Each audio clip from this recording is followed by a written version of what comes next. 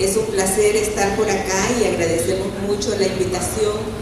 Creo que la señora ministra de Salud ha hecho una introducción que ha tocado prácticamente todos los temas importantes de esta presentación, y entonces voy a quizá limitarme a visibilizar un poco más todos los elementos importantes que ella ya ha mencionado. En primer lugar, el Consejo Nacional de Seguridad Alimentaria y Nutricional fue creado en el 2009 como una respuesta a una problemática que, como ya se decía, es una problemática de múltiples causas, pero que además era una deuda pendiente que tenía el Estado con la población más vulnerable de El Salvador. Normalmente este problema había sido visto o como un problema de salud, porque es ahí donde llega la población afectada, o como un problema de agricultura, porque se pensaba que esto era solo un problema de producción de alimentos. En el gobierno anterior se tiene la visión de que realmente esto no es la única causa de la problemática, de que son muchas más los factores determinantes, y se crea este consejo con el propósito de dar respuesta, una respuesta integral a la problemática, abordándola no solo en atención a la población afectada, sino que abordando las distintas determinantes. Solamente para poder, para que tengan una idea de lo que significa esta problemática, traigo aquí el árbol de problemas, no me voy a detener mucho, pero sí les diría que en El Salvador el problema de inseguridad alimentaria por ahora nos está dando problemas en dos vías. Por un lado tenemos un problema de déficit, que es el problema que siempre hemos conocido como desnutrición y otras deficiencias de nutrientes, pero por el otro tenemos también un problema de obesidad y sobrepeso, que ya lo mencionaba la señora ministra. Por ahora, los datos nos arrojan que un 59% de mujeres en edad fértil tienen obesidad y sobrepeso, y más o menos por las mismas cifras tienen que andar los hombres. El problema es que no se ha medido en las últimas encuestas el nivel de obesidad, pero tiene que ser más o menos de la misma magnitud. En el caso de niños menores de 5 años, el problema de obesidad y sobrepeso es del 6%. Y esto es un problema muy serio porque ha aumentado en un 40% en la última década. ¿Cuáles son los factores que determinan que por un lado tengamos un exceso o por el otro un déficit? Obviamente, en las primeras líneas tenemos los problemas básicos fundamentales de esta problemática. El consumo inadecuado de alimentos es un factor básico de este problema, y por el otro el problema de cómo aprovechamos en el organismo los alimentos que consumimos. El consumo está determinado por la disponibilidad de alimentos que hay en el país, que a su vez está determinado por la producción de alimentos, está determinado por sistemas de comercialización, está determinado por qué uso le damos a los alimentos, y hay cierta porción de los alimentos que estamos dando para uso no humano. Y a la base de todo esto también tenemos un problema en términos de uso de la tierra, utilización del recurso tierra que se está haciendo, o para producción de alimentos o para otro tipo de usos. Tiene mucho que ver el consumo también el bajo acceso económico de la población. Pudiéramos tener mucho alimento disponible, pero si no hay un acceso económico, igualmente la población de bajos ingresos no lo puede tener. Y ese acceso económico está determinado por niveles de ingresos, por problemas de empleo o subempleo, el índice de precios al consumidor. Y si nosotros nos vamos analizando toda la raíz del problema, podemos llegar hasta la base. En el caso del aprovechamiento biológico, normalmente tiene que ver con acciones o por problemas de salud que hacen que lo que comemos no lo utilicemos para nuestro estado de salud ideal, sino que se pierde por diarreas, o se pierde por una frecuencia de enfermedades en donde los niños se enferman más rápidamente y sus periodos son más grandes también, o por otro tipo de enfermedades y saneamiento del medio. Entonces, en el aprovechamiento tienen que ver mucho los aspectos de salud y en la parte de consumo tienen que ver aspectos agrícolas, comerciales, de comportamiento alimentario y de otros más. En el caso de obesidad y sobrepeso han incidido, además del comportamiento alimentario y de un consumo inadecuado de alimentos, que en este caso es por un exceso calórico, pero que tiene mucho que ver también con la calidad de la alimentación, en la medida en que yo consumo menos alimentos proteicos que me dan nutrientes como hierro y otros nutrientes que necesitamos, incremento mi consumo de carbohidratos simples, que me está dando calorías vacías y que está incidiendo en los últimos años en que incrementemos nuestro peso de una manera muy grande, a tal nivel que ya es considerado como una epidemia y que también hay que verlo como un problema serio. Se asocia con esto la baja actividad física que estamos teniendo los salvadoreños en los últimos años, y aquí también incluimos a los niños, que ya no juegan como jugábamos antes, sino que juegan sentados, enfrente de la computadora o enfrente de un Nintendo o enfrente de cualquier otro equipo tecnológico. A la base de todo esto tenemos un bajo nivel educativo de la población. Tenemos una población que tiene 6º grado de educación a nivel nacional, pero que a nivel rural es 4º grado apenas, y que en el área metropolitana apenas logramos alcanzar el 8º grado. Y esto es el escenario en el cual nos estamos moviendo con estas múltiples causas de un problema de inseguridad alimentaria, que además tiene un entorno de diversas vulnerabilidades, como ya lo mencionaba la señora ministra.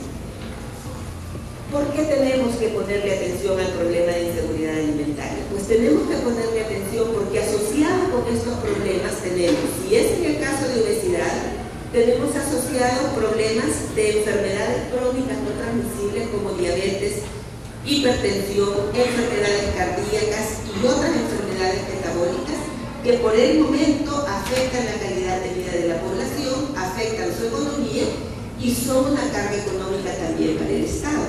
Y cuando hablamos del problema de déficit, estamos hablando de una población que al tener una desnutrición aguda o crónica, disminuye su capacidad productiva cuando llegan a adultos, disminuye su capacidad de aprendizaje, y aquí tenemos a los niños que llegan a la escuela y llegan a dormirse, o no tienen la capacidad de concentrarse, o no tienen esa capacidad de abstracción, porque su alimentación no ha sido la adecuada ni los está poniendo en la mejor capacidad para el aprendizaje. Hay retardo en crecimiento físico en términos de longitud, que es el daño irreversible que se da en estas situaciones. Hay pérdida de peso, aumenta la capacidad de enfermarse porque su sistema inmunológico se ve afectado, y aumenta la mortalidad, y por eso también los datos de mortalidad, especialmente en los primeros años de vida. Quizás regresando al anterior, en el 2007, CEPAL y el Programa Mundial de Alimentos hicieron un estudio y encontraron que a esa fecha, en este momento tiene que ser mayor el dato, al Estado salvadoreño le costaba $1.175 millones no haber invertido en resolver los problemas de seguridad alimentaria y nutricional. Y esto había sido por vidas humanas, por repetencia de grado, por enfermedades que se repiten y llegan repetidamente a los establecimientos de salud, pero además porque cuando los niños desnutridos no mueren en los primeros años de vida, sino que logran sobrevivir y llegar a su etapa adulta, son poblaciones con muy baja productividad y rendimiento, que también significa costos para el Estado. Sigamos. Solo para que tengamos idea, quiero y que sepamos de qué estamos hablando. Cuando hablamos de una desnutrición aguda, nos referimos a este tipo de desnutrición aguda y severa. Este es un caso que llegan a los hospitales. Afortunadamente es el 1% de la población menor de 5 años los que a nivel del país tenemos en estas condiciones. Pasemos a la siguiente. Este es otro caso. Estos son niños que tienen edema, que por lo general la población piensa que están gorditos, y asociados a eso hay caída del cabello y decoloración del cabello, y las madres piensan que el niño está gordito o rubio, pero lo que está es con una desnutrición aguda severa y con un alto riesgo de muerte. El problema de desnutrición aguda en El Salvador es 1%, uno de cada 100 niños menores de 5 años. Veamos la otra lámina. Este es el otro problema y la otra imagen de la desnutrición, que no se nota y que no nos alarma porque no es tan impactante como las láminas que vimos anteriormente, pero que es un problema bien serio para la población y para el país. Aquí tenemos 3 niños con edades diferentes y traigo esta lámina porque es la forma en que podemos ver realmente el daño que está ocasionando a la población el no tener o no haber tratado en serio el problema de inseguridad alimentaria. El niño de la izquierda es un niño de 11 años, 3 meses, y el niño de la derecha es un niño de 5 años, 8 meses. La niña del centro tiene 9 años y como ustedes pueden ver, son 3 niños que tienen prácticamente la misma estatura. ¿Qué es lo que ha sucedido acá? Una subalimentación crónica no mata a los niños, el organismo del niño se va adaptando a menos comida y va utilizando la alimentación que le llega para la sobrevivencia, pero no le permite crecimiento físico. Y eso se traduce en un retardo en estatura. Por esta razón somos una población de estatura baja. No es genético. Está totalmente comprobado en un estudio que se ha hecho a nivel mundial en países europeos, en países de primer mundo, de alto nivel de desarrollo y países latinoamericanos, Canadá incluido en esto, y también algunos países de Latinoamérica.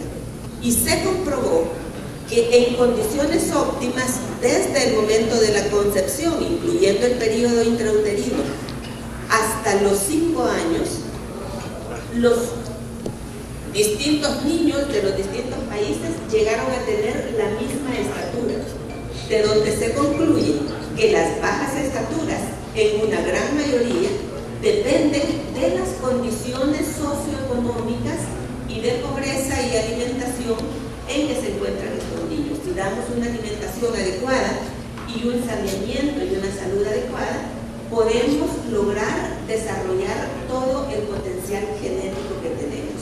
Entonces, y esto lo vemos en los ejemplos de niños que en la guerra del país, y todos los hemos visto, cuando estos niños criados en los Estados Unidos, Canadá, Italia, regresan a ver a sus hermanitos del Salvador, que son hijos de los mismos padres, pero que son mucho más grandes y más desarrollados que los niños que se quedaron en las mismas condiciones normalmente en áreas rurales, ¿verdad? Entonces, esto es retardo en crecimiento. Esto no se mira y esto es el 20% de la población de niños menores de 5 años del país. ¿Qué está asociado con eso? Lo que ya veíamos: baja productividad, bajo rendimiento académico, bajo nivel cognitivo. Esto es lo que sucede. Si ustedes ven, el niño que tuvo retardo, especialmente en los primeros 2 años de vida, aunque continúe con un patrón de crecimiento adecuado, que es este, va a llegar a su vida adulta con una estatura más pequeña que el de un niño bien nutrido, que estuvo nutrido durante toda su vida. Sigamos. Esto está traducido también con lo que ya nos decía la señora ministra, con el crecimiento del cerebro. A la izquierda tenemos un cerebro de un niño desnutrido y a la derecha uno de un niño bien nutrido. El de la derecha tiene toda su masa encefálica desarrollada y ustedes ven menos espacios vacíos. Si lo vemos a nivel microscópico en un mismo espacio, ustedes ven en el del niño desnutrido mayor número de neuronas que en el del niño no nutrido. El desarrollo de las neuronas también es menor y esto incide en la capacidad cognitiva y en el cociente intelectual, que como vamos a ver en la próxima lámina, o creo que lo mencionó ya la señora ministra, puede haber una disminución de un cociente de 134 en un niño bien nutrido a un cociente de 80 en un niño desnutrido. Entonces, esto es lo que producimos si no ponemos la atención, especialmente en los primeros años de vida. En este momento conocemos y estamos abordando ya el problema, sabemos dónde están los mayores problemas. Este es el mapa de desnutrición crónica.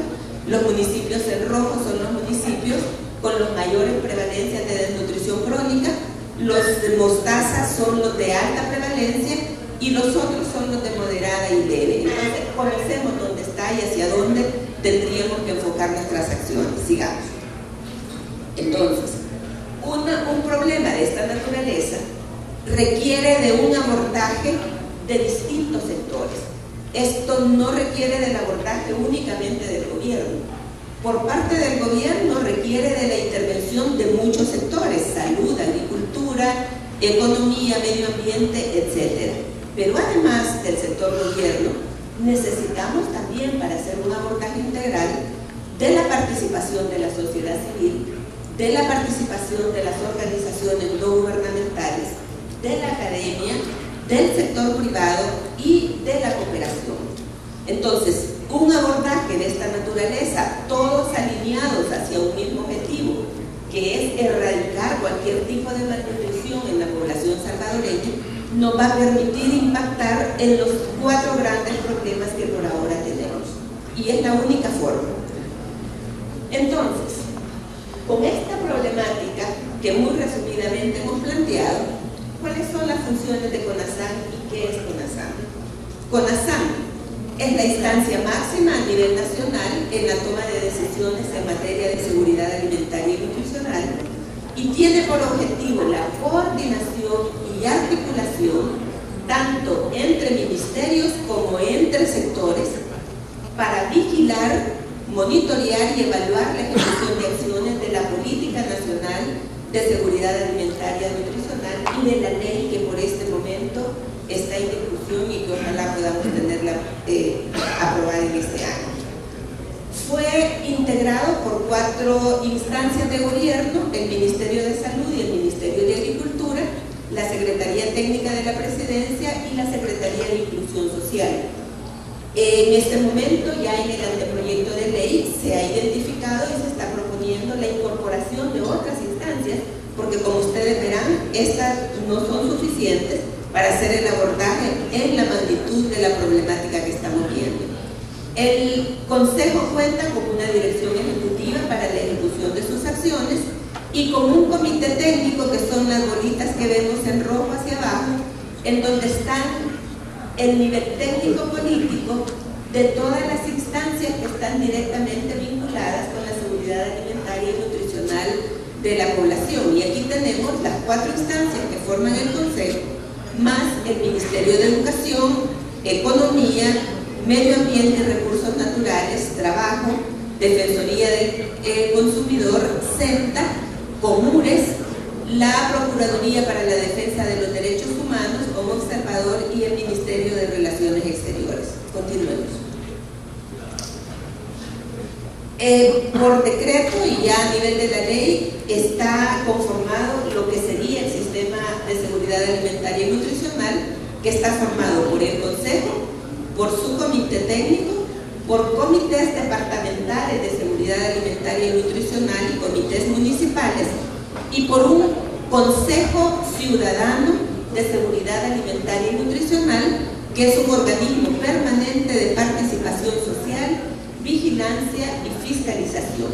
Es así como se plantea el sistema de seguridad alimentaria y nutricional, siendo conducido por el ente rector y con una función muy grande de articulación de acciones entre los distintos sectores. ¿Cuáles son sus funciones entonces?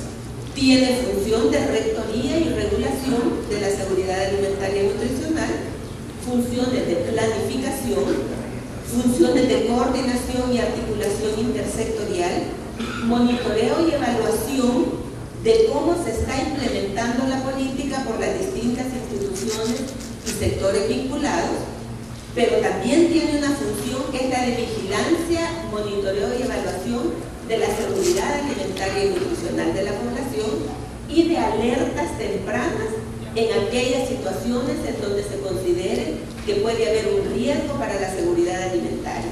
Y este tema está muy vinculado con el tema de este foro con el que estamos tratando en este momento.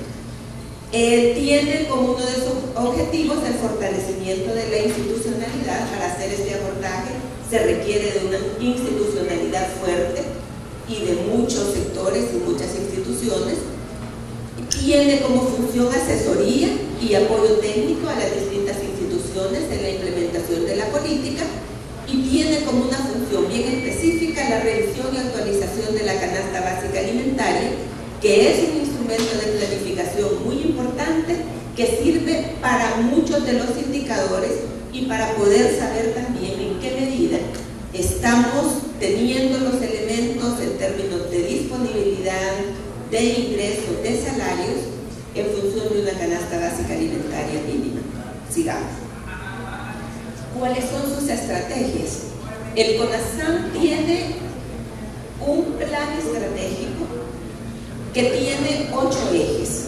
8 ejes que están orientados a las distintas determinantes que hemos visto en el árbol del problema, pero con un objetivo muy importante, que es erradicar cualquier tipo de desnutrición crónica infantil u otro tipo de malnutrición, especialmente en los grupos más vulnerables, para mejorar la calidad de vida de la población. Y este es un punto que es el punto de llegada y es la visión que tenemos, poder tener en un momento dado un país en donde no haya problemas de malnutrición. Creemos muy firmemente en CONASAM que El Salvador puede generar una nueva generación de salvadoreños. Si comenzamos desde ya a hacer las acciones que debemos y comenzamos a cuidar a los niños que se están concibiendo en este momento, en 20 años vamos a tener una generación con una talla más alta, con un mejor nivel cognitivo, con una mejor capacidad de producción y con una mejor calidad de vida. Y esa es la visión que tenemos con este plan estratégico. ¿Cómo pensamos llegar a ellos? A través de 8 ejes. Uno, que está orientado a mejorar la disponibilidad alimentaria. Cada uno de estos ejes tiene distintas líneas de acción que por razones de tiempo no vamos a ver en este momento, pero que podemos poner a disposición de ustedes el plan estratégico. El eje 2 está orientado a mejorar el acceso económico de las familias, especialmente de aquellas poblaciones de menores ingresos. El eje 3 está orientado a mejorar el consumo de alimentos de la población con distintas acciones, por un lado con acciones educativas, por otro lado mejorando la calidad de los alimentos y la inocuidad, y por el otro llevando a las poblaciones de bajos ingresos que no tienen la capacidad adquisitiva los alimentos en forma física para poder garantizar su seguridad alimentaria. El eje 4 tiene que ver con el problema de aprovechamiento de alimentos y por esta razón tiene como propósito mejorar las condiciones de saneamiento para un mejor aprovechamiento de alimentos. El eje 5 tiene que ver con la atención a la población afectada y con la prevención de los problemas alimentarios y nutricionales. Aquí tenemos atención a la población afectada y a otros grupos que requieren de una atención nutricional especial. El eje 6 está orientado a la vigilancia, monitoreo y evaluación de la seguridad alimentaria y nutricional. El 7 está orientado a vigilar y asegurar la alimentación de población afectada por situaciones de emergencia, dado que somos un país muy vulnerable, en donde las emergencias y las cuestiones ambientales, nos decían hace unas semanas, que ya no son coyunturales, ya son estructurales. Cada año tenemos una situación diferente de emergencia. Unas veces es la sequía, otras veces es la roya, otras son inundaciones, y viene por diferentes formas, pero siempre hay una situación de emergencia en el año. Entonces hay un eje específico para esta situación en donde se está viendo cómo prevenirlo, y aquí entra también en juego la gestión de riesgos. Y el eje 8 está orientado al fortalecimiento de la institucionalidad.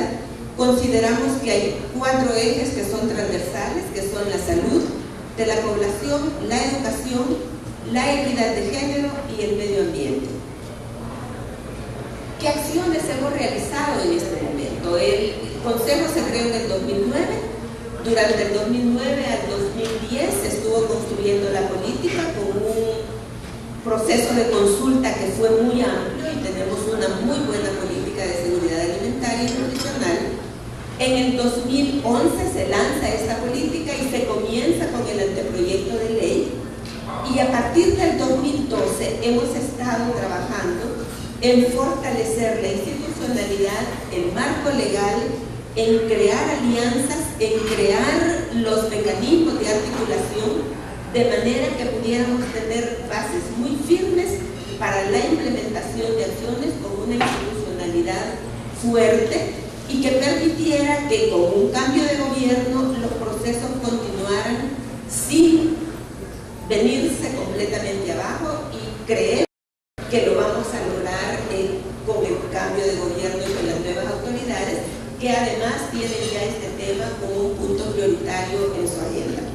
Entonces, ¿qué hemos hecho? Por un lado, el fortalecimiento de la institucionalidad y el marco legal, el desarrollo de una visión compartida.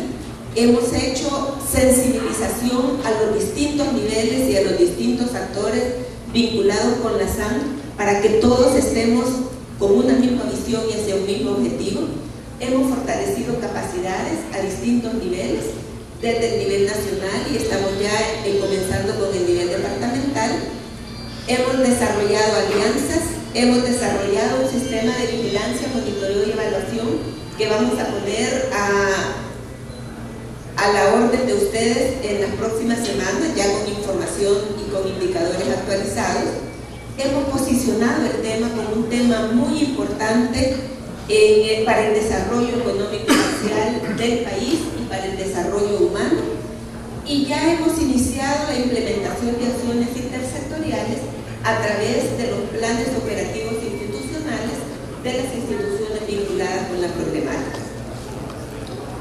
Aquí está en un resumen lo que hemos hecho una política, hemos hecho un plan estratégico y planes operativos, el anteproyecto de ley del Ejecutivo y posteriormente ya con la Asamblea Legislativa la formulación del anteproyecto de soberanía y seguridad alimentaria y nutricional, con lo cual tenemos un anteproyecto más amplio, de mayor alcance y que enfoca todos los elementos para poder alcanzar el objetivo.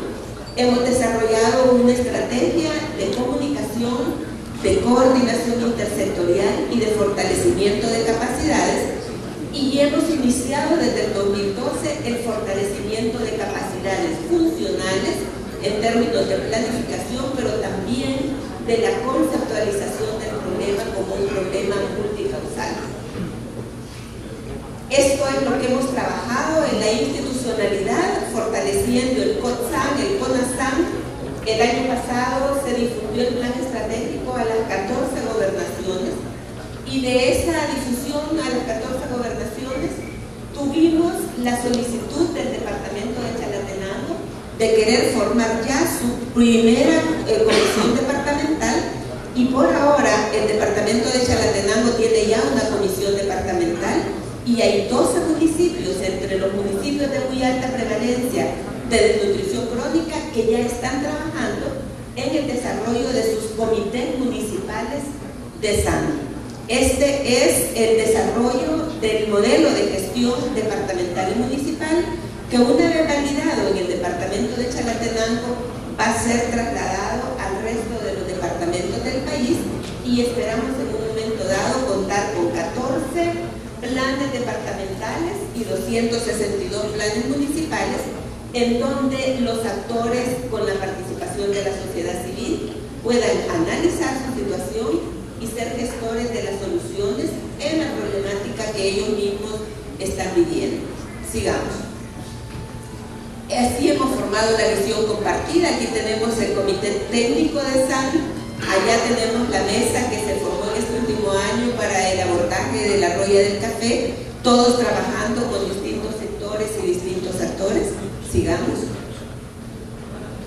Hemos hecho alianzas con distintos entes, comunicadores, gremios de profesionales, universidades, y en este momento y en este año ha comenzado ya la conformación de la Alianza de la Sociedad Civil, por primera vez ya como una alianza de nivel nacional que va a tener participación desde el nivel municipal hasta tener una representación en el Consejo Nacional de Seguridad Alimentaria y Nutricional. Es así como se está planteando en el anteproyecto de ley que está en la Asamblea.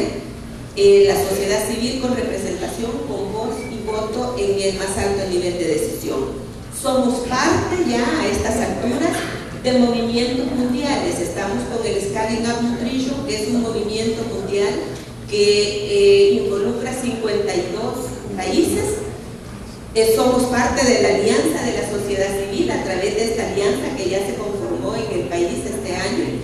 Nos están apoyando los programas de seguridad alimentaria y nutricional a nivel regional del sistema de integración centroamericana, y contamos con el apoyo de la cooperación española y de las agencias de Naciones Unidas.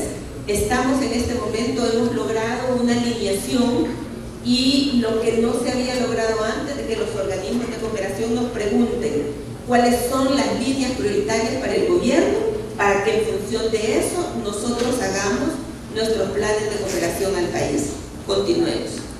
Y estos son ya redes sociales que estamos formando para que ustedes puedan estar informados de qué es lo que está haciendo CONASAN. Sigamos. En términos de garantizar la seguridad alimentaria y nutricional de la población en situaciones de emergencia, que es algo mucho más vinculante con el tema de este foro, las líneas de acción en el plan estratégico son desarrollar los mecanismos e instrumentos para la detección oportuna de familias en inseguridad alimentaria por situaciones de emergencia, la definición e implementación de un marco regulatorio, institucional y operativo para la respuesta alimentaria inmediata, y proporcionar la atención alimentaria y nutricional en el momento oportuno a estos grupos de población. La detección de familias en inseguridad alimentaria es una de las cosas más difíciles que ustedes pueden imaginarse. Es muy fácil identificar a las personas que han sido afectadas por un evento.